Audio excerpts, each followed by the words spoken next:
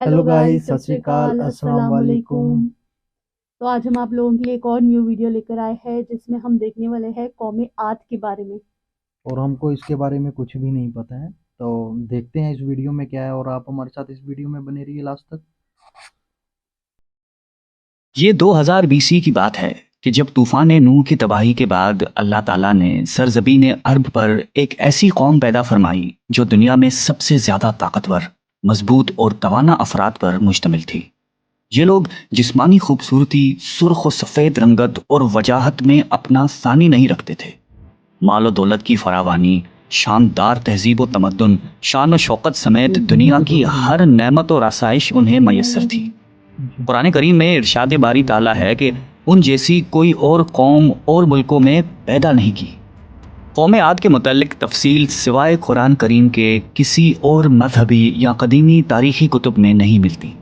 इसलिए इस कौम की हालत का नक्शा या कुरान करीम के ज़रिए बन सकता है या फिर उन असरियात के ज़रिए जो मुहक्किकीन इल्म आसार ने उनके बारे में हासिल की हैं। मौरखीन लिखते हैं कि आद नाम का एक शख्स हज़रत नूह की चौथी नस्ल में उनके बेटे साम की औलाद में से था।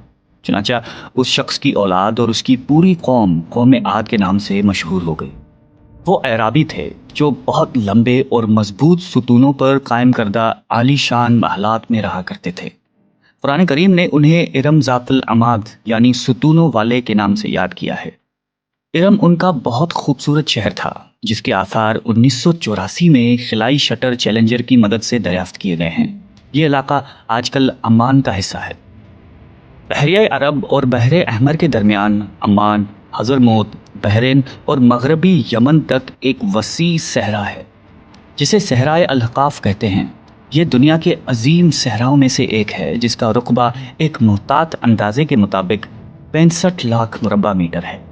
इस सहरा में सफ़ेद और बारीक रेत के हजारों फुट ऊंचे पहाड़ नुमा टेले हैं जहाँ कोई भी चीज़ फेंकी जाए तो मिनटों में गायब हो जाती है।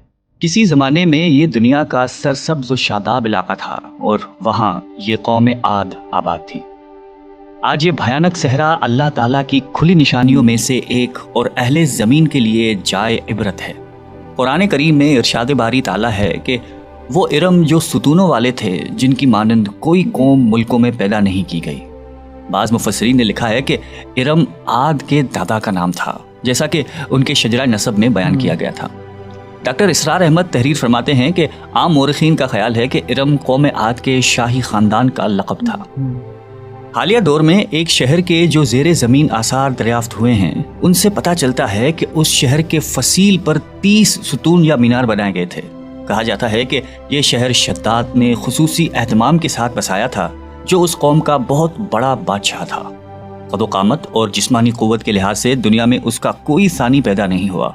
इस तरह इस कौम ने जिस मयार और जिस अंदाज की तामीरातें की, ऐसी तामीरात उससे पहले दुनिया में कभी किसी कौम ने नहीं की।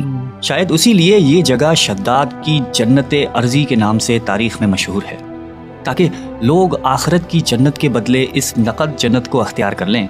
मगर जब ये आलीशान महलात तैयार हो गए और शद्दाद ने अपने रूसाए ममलिकत के साथ उसमें जाने का इरादा किया तो उन पर अल्लाह ताला का अजाब नाजिल हुआ और वो सब हलाक हो गए और वो महलात भी मस्मार हो गए। इस एतबार से इस आयत में कौम आद पर आई एक ख़ास अजाब का जिक्र हुआ है जो शद्दाद बिन आद और उसकी बनाई हुई जन्नत पर नाजिल हुआ।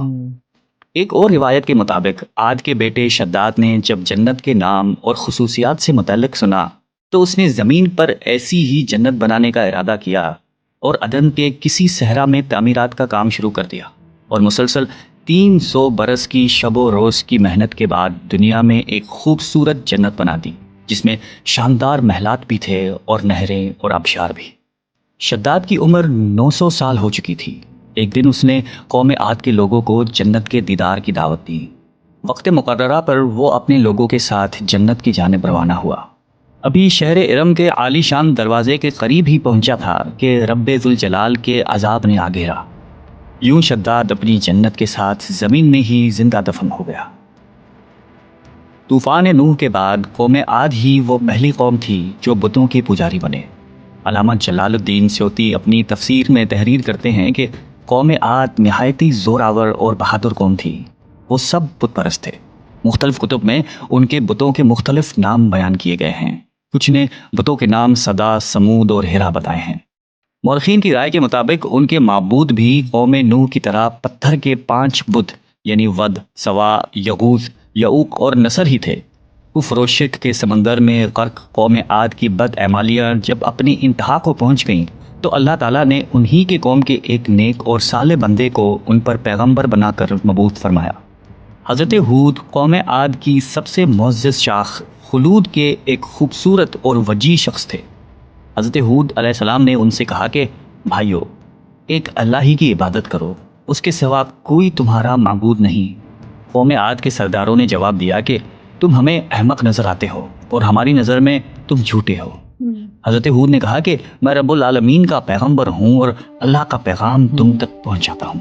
کہنے لگے تم ہمارے پاس اس لیے آئے ہو کہ ہم اپنے ان معبودوں کو چھوڑ دیں جنہیں ہمارے باپ دادا پوجتے تھے اور صرف ایک اللہ کی عبادت کریں؟ اگر تم سچے ہو تو جس عذاب سے ہمیں ڈراتے ہو وہ لے آؤ۔ حضرت ہود مسلسل 50 برس یا اس سے بھی زیادہ واعظ و نصیحت کرتے رہے۔ کبھی انہیں اللہ کی عطا کردہ نعمتیں یاد دلاتے تو کبھی عذاب الہی سے ڈراتے، کبھی طوفان نوح کی ہولناکیوں کا ذکر فرماتے، لیکن وہ غرور و تکبر میں اندھے اور بہرے بنے رہے۔ انہیں اپنی طاقت پر بڑا گھمنڈ تھا۔ ارشاد باری تعالیٰ ہے کہ قوم عاد ناحق ملک میں غرور کرنے لگی اور کہنے لگی کہ ہم سے بڑھ کر قوت میں کون ہے۔ قوم عاد کے 13 خاندان تھے۔ عمان سے لے کر یمن تک ایک طویل علاقے میں ان کی بستیاں تھیں۔ سرسبز و شاداب کھیت و کھلیان، پھلوں پھولوں سے لدے ہوئے باغات، میٹھے پانی کی بل کھاتی نہریں، خوبصورت آبشاریں اور تندرست و توانا قوی، مضبوط اور قداور جسامتیں، انہی سب نعمتوں نے انہیں شدید گھمنڈ میں مبتلا کر رکھا تھا۔ حضرت ہود علیہ السلام نے اپنی قوم کو راہ راست پر لانے کے لیے بڑی جدوجہد کی، لیکن قوم عاد آپ کو جادوگر اور سحر زدہ شخص خیال کرتے تھے کہ جنہیں ان کے پتھر کے باطل خداؤں نے دیوانہ بنا دیا تھا۔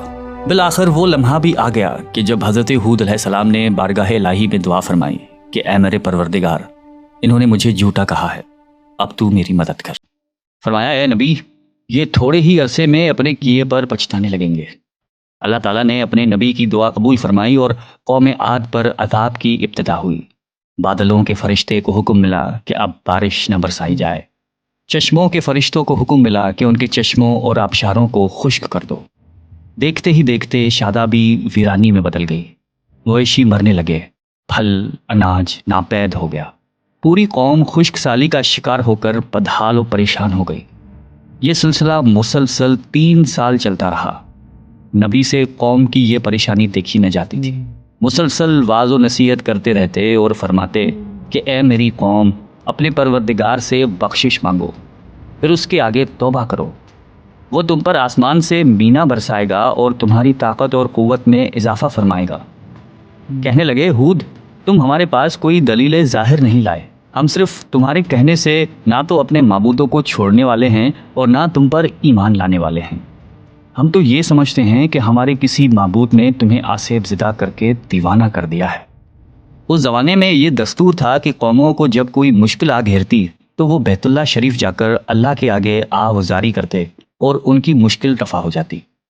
یعنی کافر قومیں بھی اس حقیقت کو تسلیم کرتی تھیں کہ اس ارض و سما کی مالک ایک لافانی قوت موجود ہے۔ چنانچہ قوم عاد کے 70 سرکردہ افراد مکہ مکرمہ پہنچے، جہاں معاویہ بن بکر کی حکومت تھی۔ معاویہ کی ماں کا تعلق قوم عاد سے تھا۔ معاویہ نے ان کی خوب آوبھگت کی۔ وہ لوگ 1 ماہ تک وہاں رہے اور بارش کے لیے دعائیں مانگتے رہے۔ دعا کروانے والے سردار کا نام قیل بن عنبر تھا۔ اللہ تعالیٰ نے ان پر 3 رنگوں کے بادل بھیج دیے، سفید، سرخ اور سیاہ۔ پھر آسمان سے ندا آئی کہ ان میں سے ایک کو منتخب کر لو۔ قیل نے سیاہ بادل کو پسند کر لیا کیونکہ وہ خوب بارش برسانے والا تھا۔ پھر ندا آئی کہ تو نے ہلاکت اور تباہی کو پسند کر لیا ہے۔ چنانچہ اللہ تعالیٰ نے سیاہ بادلوں کو قوم عاد کی جانب ہانک دیا، جسے دیکھ کر پوری قوم خوشی کے شادیانے بجانے لگے۔ ارشاد باری تعالیٰ ہے کہ جب انہوں نے اس عذاب کو دیکھا جو بادل کی صورت میں ان کے میدانوں کی طرف آ رہا تھا تو کہنے لگے یہ تو بادل ہے جو ہم پر برس کر رہے گا۔ تو اللہ تعالیٰ نے فرمایا نہیں، بلکہ یہ وہ چیز ہے جس کے لیے تم جلدی کرتے تھے، یعنی آندھی جس میں درد دینے والا عذاب بھرا ہوا ہے، یہ ہر چیز کو اپنے پروردگار کے حکم سے تباہ کیے دیتی ہے۔ گنہگار لوگوں کو ہم اسی طرح سزا دیا کرتے ہیں۔ اللہ تعالیٰ نے یہ عذاب 7 رات اور 8 دنوں تک مسلسل جاری رکھا۔ اس آندھی نے کسی جاندار کو زندہ نہیں چھوڑا۔ غاروں، پہاڑوں، گھروں، محلات اور قلعوں کے اندر سب کو فنا کر ڈالا۔ حضرت ابن عمر رضی اللہ تعالیٰ عنہ سے مروی ہے کہ آپ علیہ السلام نے فرمایا کہ وہ آندھی جس کے ذریعے قوم عاد ہلاک ہو گئی تھی، اللہ تعالیٰ نے ان کے اوپر صرف انگوٹھی جتنی جگہ کی مثل ہوا کھولی تھی۔ اللہ تعالیٰ نے اس خوفناک آندھی سے حضرت ہود علیہ السلام اور ان کے ساتھیوں کو محفوظ رکھا۔ ایک مرتبہ حضرت عائشہ صدیقہ رضی اللہ تعالیٰ عنہا نے آپ علیہ السلام سے دریافت کیا کہ یا رسول اللہ، لوگ تو بادل دیکھ کر خوش ہوتے ہیں کہ اب بارش ہوگی، لیکن آپ کے چہرے مبارک پر تشویش کے آثار نظر آتے ہیں۔ آپ علیہ السلام نے فرمایا کہ عائشہ، اس بات کی کیا ضمانت ہے کہ اس بادل میں عذاب نہیں ہوگا، جبکہ قوم عاد ہوا کے عذاب سے ہلاک کر دی گئی تھی۔ اس قوم نے بھی بادل دیکھ کر کہا تھا کہ یہ بادل ہے جو ہم پر بارش برسائے گا۔ پروردگار عالم نے قرآن کریم میں قوموں کی تباہی کے جو واقعات فرمائے ہیں، ان کا اصل مقصد یہی ہے کہ امت مسلمہ ان سے سبق حاصل کرے۔ اللہ نے قوم عاد کو طاقت و قوت، مال و دولت، شان و شوکت سمیت دنیا کی ہر نعمت عطا فرمائی، لیکن جب اس نے نافرمانی کی اور اپنے نبی کی بات ماننے سے بار بار انکار کیا تو اللہ تعالیٰ نے اسے نیست و نابود کر دیا۔ ہم سب کو بھی انفرادی اور اجتماعی طور پر اپنے روزمرہ کے معاملات کا جائزہ لیتے رہنا چاہیے کہ کہیں ہم جان بوجھ کر یا انجانے میں اللہ اور اس کے نبی علیہ السلام کی نافرمانی کے مرتکب تو نہیں ہو رہے۔ آئیے ہم سب دعا کرتے ہیں کہ اللہ تعالیٰ ہم سب کو قلب سلیم عطا فرمائے اور قرآن اور حدیث پہ چلنے کی توفیق عطا فرمائے، آمین۔